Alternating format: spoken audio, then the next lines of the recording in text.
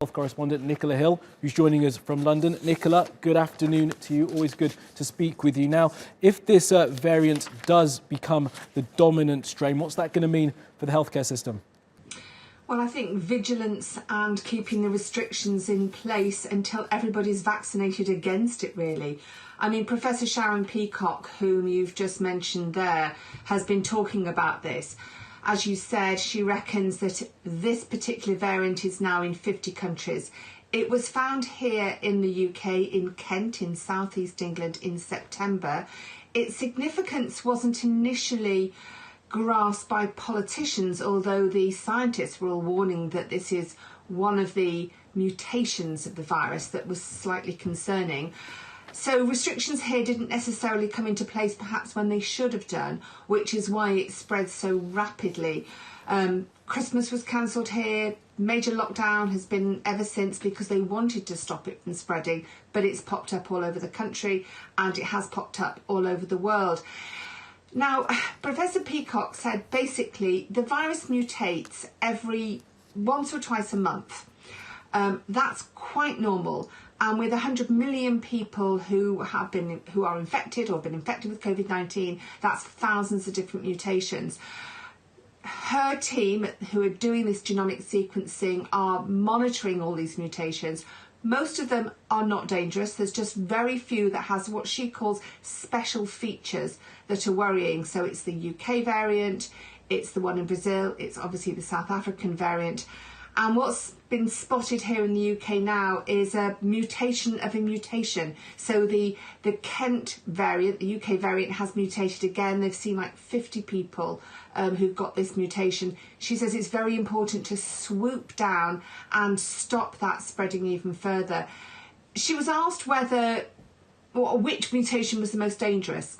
And she said she can't really say, but obviously what's worrying about this UK one is because it's so transmissible, so many people can become infected very, very quickly. And until people are vaccinated, we don't know when that's going to stop. So that is something that they're definitely monitoring very, very closely. And as you said then, Kamali, she reckons she will be monitoring this for at least 10 years.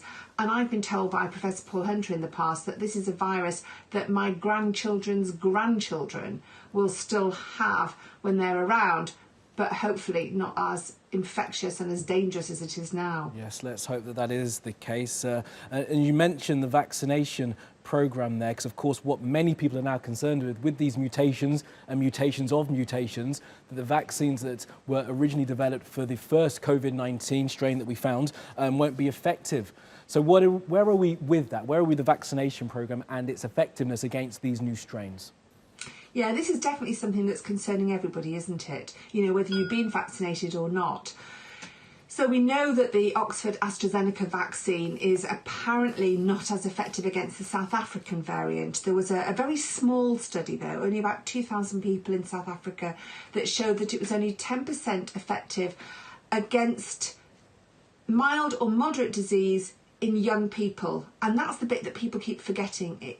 It is still effective against severe disease and hospitalisations, and that's why the WHO has come out very strongly saying it should still be used, as it has got a very important place, particularly if you bear in mind that that vaccine is cheap. It's very, very simple. It's very cheap, about $3 a dose, and it's easy to transport, easy to use. It doesn't have to be stored at very cold temperatures, as we've talked about many, many times in the past. So it definitely still has a place. Now, the Oxford team are already working on modifications against these new variants.